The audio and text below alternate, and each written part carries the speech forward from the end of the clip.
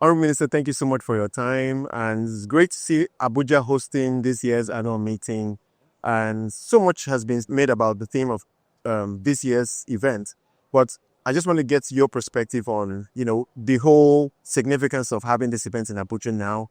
And what's your key message to Africa as we continue to try and push this narrative of intra-Africa trade, man?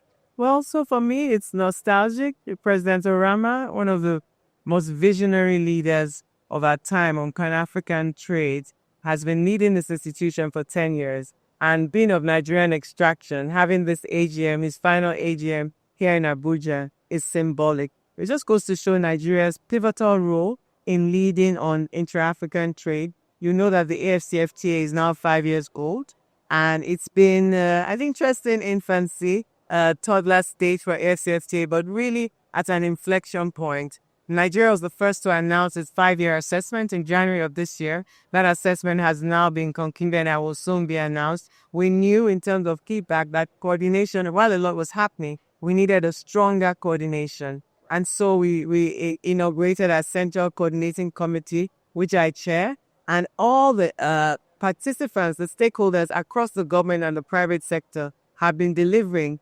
meeting in a coordinated manner to deliver for operationalization and domestication of the AfCFTA. So we've been able to gazette our tariff schedule, submitted that, and we really have helped private sector, for instance, partnering with the UNDP to negotiate a flax tariff rate with Uganda Air. We've opened up a 13-wide country air corridor in Southern and Eastern Africa. And we didn't just leave the MSMEs in a lurch, we also provided them with market intelligence, a market intelligence tool that speaks to the demand of Nigerian products in those 13 countries. So whether it's from fashion to food to whatever it is, light manufacturing, they have that intelligence toolkit to go with. So those are just some of the examples of the practicalization of the operationalization of the AfCFTA in Nigeria. We're really bullish about it. You know that Nigeria just hosted the inaugural West Africa Economic Summit, which speaks to our positioning on the West African sub-region and the galvanizing of efforts. You do know also, Wale, that we're digital trade co-champions for AfCFTA, and that means pushing a digital public infrastructure with the help of Afreximbank, like the payment solutions, identity solutions for Africans, just using technology and digital trade to foster development for Nigeria, in our case, to hit the $1 trillion economy mark under the Renew Pope agenda of President Bola Ahmed Tinubu. Well, typically at events like this, governments and government agencies probably have big announcements.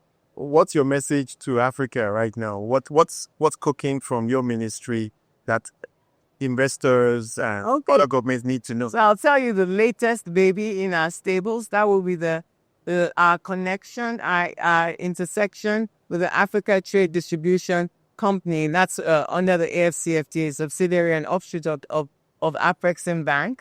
And that is for commodities, galvanizing commodities across Africa.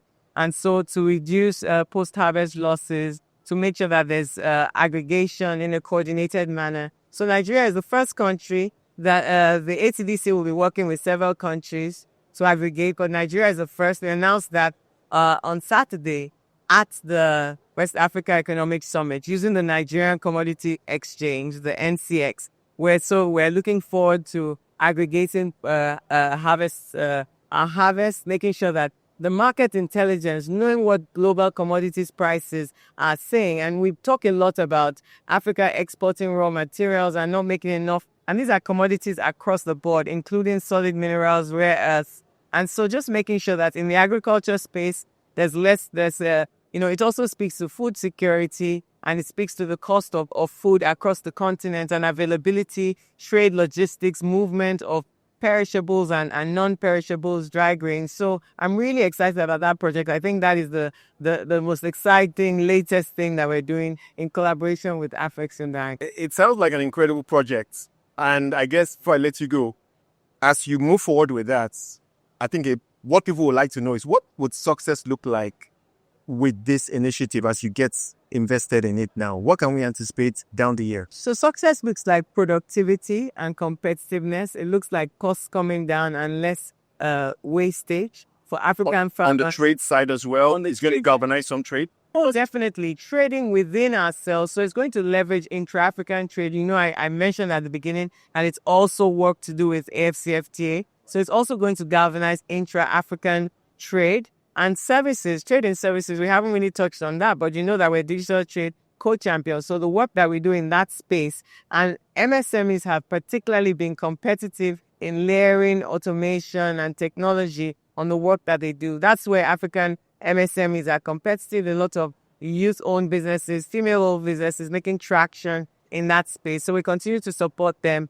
There's also the AfCFTA program, which is one of the leading innovations. You have the Timbuktu of Afreximbank, also very interesting. That's your NDP, but you have the AfCFTA, and that's also a very interesting one. Great times ahead, hopefully. Thank you so much for making the time. You're welcome.